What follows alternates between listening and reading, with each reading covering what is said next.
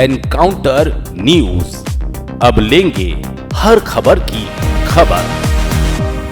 इंदौर में मुख्यमंत्री डॉक्टर मोहन यादव ने मां नर्मदा की अष्टधातु से निर्मित प्रतिमा का अनावरण किया। उन्होंने नर्मदा परिक्रमा पथ के विकास के लिए सभी संबंधित विभागों को समन्वित प्रयास करने के निर्देश दिए। साथ ही परिक्रमा पथ पर श्रद्धालुओं के लिए विशेष सुविधाओं की योजना बनाने की घोषणा की।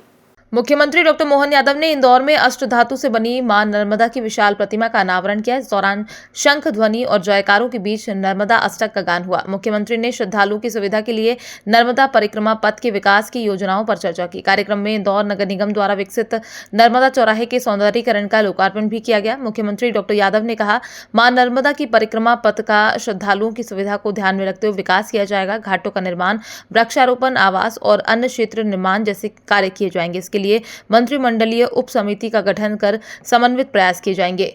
इंदौर में 11 जनवरी को मुख्यमंत्री डॉक्टर मोहन यादव ने अष्टधातु से बनी मां नर्मदा की प्रतिमा का अनावरण किया। इस दौरान उन्होंने श्रद्धालुओं की सुविधा के लिए नर्मदा परिक्रमा पथ के विकास की योजनाओं की जानकारी दी। मुख्यमंत्री ने कहा कि मध्य प्रदेश में नर्मदा परिक्रमा का विशेष आध्यात्मिक और सांस्कृतिक महत्व है। इस अवसर पर जल संसाधन मंत्री तुलसीराम सिलावट, महापौर पुष्यमित्र भार्गव और कई जनप्रतिनिधि उपस्थित रहे। कार्यक्रम के दौरान इंदौर नगर निगम द्वारा विकसित नर्मदा चौराहे के सौंदर्यीकरण और विकास कार्यों का लोकार्पण भी किया गया। चौराहे पर अष्टधातु से बनी मां नर्मदा की 8 फीट ऊंची प्रतिमा आकर्षण का केंद्र है। मुख्यमंत्री ने कहा कि मां नर्मदा का आशीर्वाद इंदौर सहित पूरे प्रदेश पर है और इन विकास कार्यों से नर्मदा परिक्रमा का महत्व और बढ़ेगा। इंदौर से एनकाउंटर न्यूज की रिपोर्ट।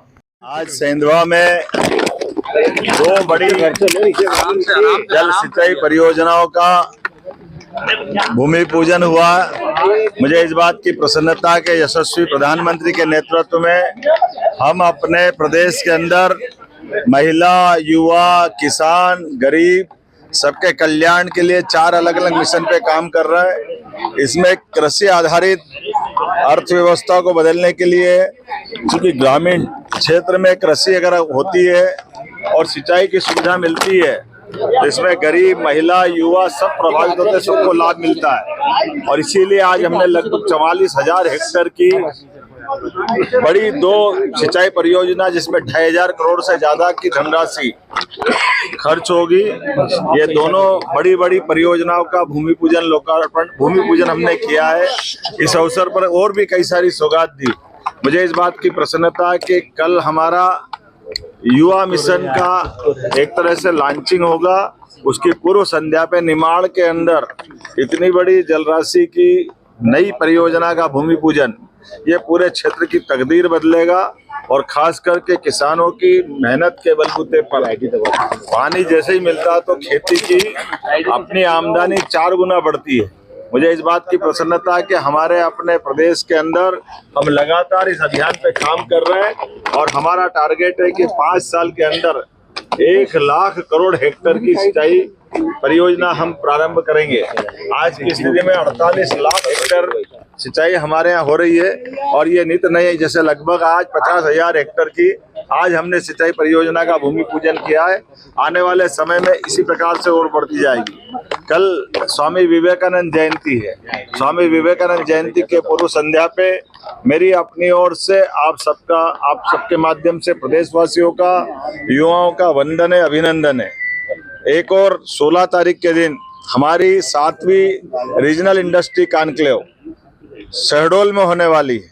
जैसा कि हम सबकी जानकारी में है, हमारी सरकार के गठन के बाद बीच में लोकसभा चुनाव के 3-4 महीने छोड़ दें, हर महीने हमने अपनी इंडस्ट्री कॉन्क्लेव करते हुए औद्योगिकरण को बढ़ावा देने का लगातार अभियान चलाया हुआ है। और मुझे इस बात की प्रसन्नता है कि अभी तक हमारी हुई इंडस्ट्री कॉन्क्लेव, उसमें उज्जैन, जबलपुर, ग्वालियर, सागर, रीवा, नर्मदापुरम, इसमें 4 लाख करोड़ से ज्यादा के निवेश के प्रस्ताव हमको मिल चुके हैं, जिसमें 3 लाख से ज्यादा लोगों को रोजगार मिलेंगे। लेकिन अब जब हम नर्मदापुरम के बाद शहडोल की तरफ बढ़ रहे हैं, तो शहडोल की रीजनल इंडस्ट्री कॉन्क्लेव 16 तारीख को होगी। उसके तुरंत बाद 24 फरवरी को हमारी इंटरनेशनल एक तरह से ग्लोबली इन्वेस्टमेंट समिट होगी, जिसके यशस्वी प्रधानमंत्री स्वयं उस अभियान को या उस योजना में खुद शामिल होकर के हमारी ग्लोबल इंडस्ट्री कॉन्क्लेव का मान सम्मान बढ़ाते हुए हमारे औद्योगिकरण के बारे में साक्षी बनेंगे और आशीर्वाद देंगे। मुझे इस बात की प्रसन्नता है कि लगातार इसी प्रकार के अभियान के बलबूते पर हम प्रदेश को औद्योगिकरण से भी, कृषि क्षेत्र में भी और सभी सेक्टर में आगे ले जाएंगे। बहुत बहुत धन्यवाद।